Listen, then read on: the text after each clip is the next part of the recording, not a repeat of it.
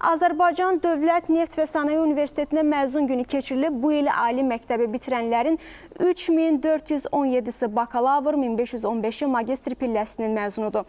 Qeyd olunub ki, Azərbaycan Dövlət Neft və Sənaye Universiteti Azərbaycan iqtisadiyyatı üçün yüksək ixtisaslı mütəxəssislər hazırlayan təhsil ocaqlarından biridir. Universitetin yetişdirdiyi mühəndislər ölkənin neft və sənaye sektorunda mühüm layihələrə imza atıb. Bu ilki məzunların da sənaye və enerji sahəsində ölkənin gələcək hədəflərinə mühüm töhfə verəcəyi vurğulanıb.